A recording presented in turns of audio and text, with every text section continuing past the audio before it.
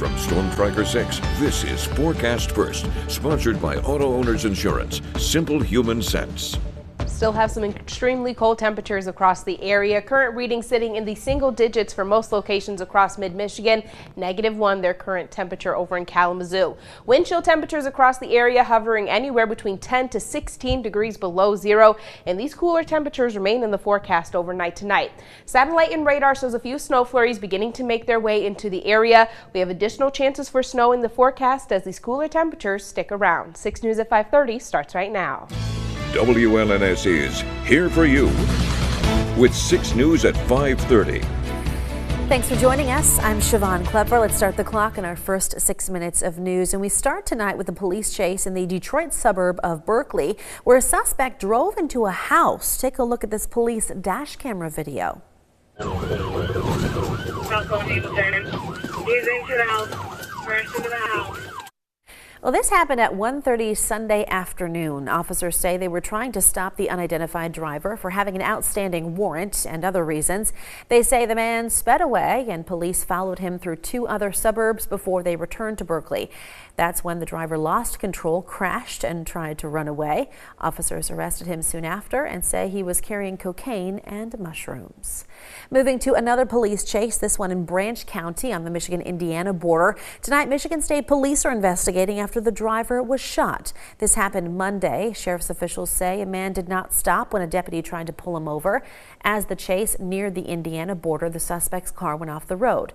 Officials say the deputy tried to arrest the driver, and during that time, the suspect was shot. A passenger in the car was not hurt. Despite his injuries, the driver got away but was later found and arrested near the Indiana-Ohio border. Tonight, charges against the driver are pending in Michigan and in Indiana. Well, this evening, a woman from Genesee County faces animal cruelty charges. Grand Blanc Township Police say she abandoned a puppy in a portable toilet at a public park. They say the 25-year-old woman confessed to leaving the dog there because her landlord would not let her have him. Police believe the dog was there for about 2 days before being found by a worker for a company that owns that toilet. Hank is still with the employee who found Hank. He's being very well taken care of. The Grand Blanc Township Police Chief says if an animal is left out in the cold and dies, the owner can be charged with a felony.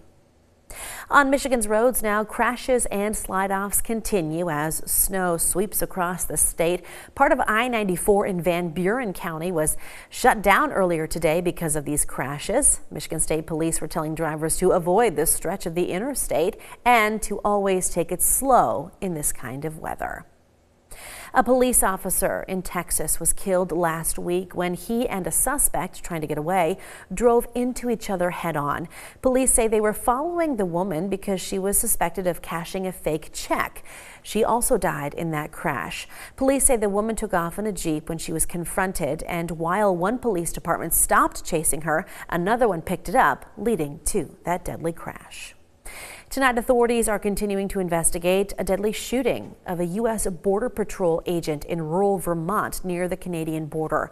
One suspect in the case was also killed in the encounter on Monday afternoon, and a second suspect was injured. One witness told reporters he was driving by and saw Border Patrol making a traffic stop just minutes before the shots were fired.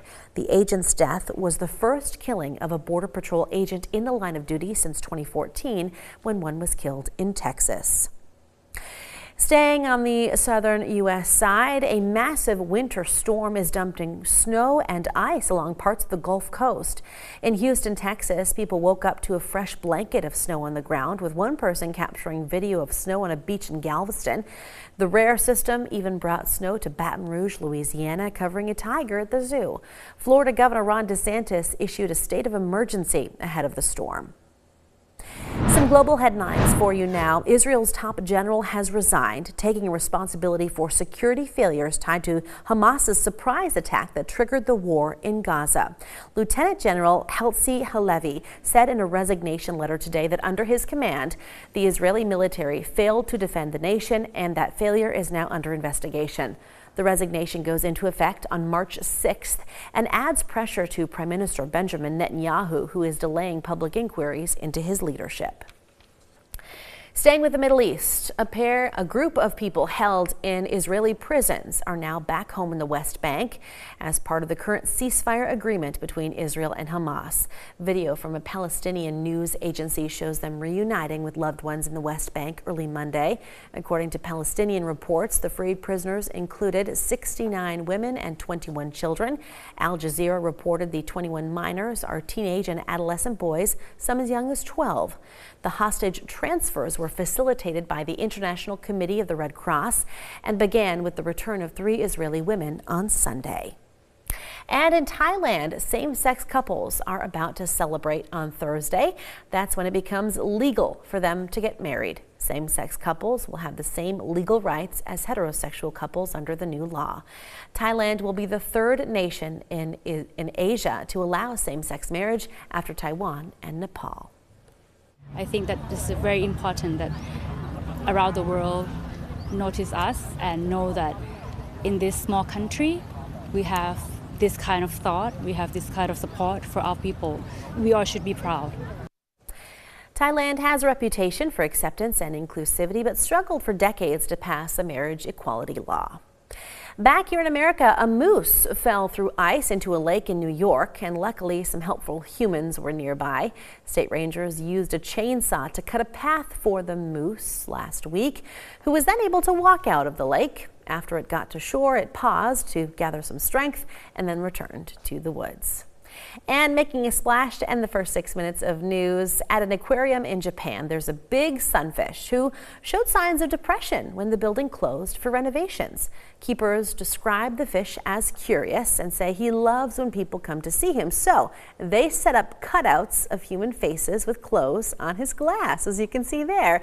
And they say it seems to have worked. He is eating again and will swim over to check out his new admirers, Kendall. It's really such a cute idea. I know.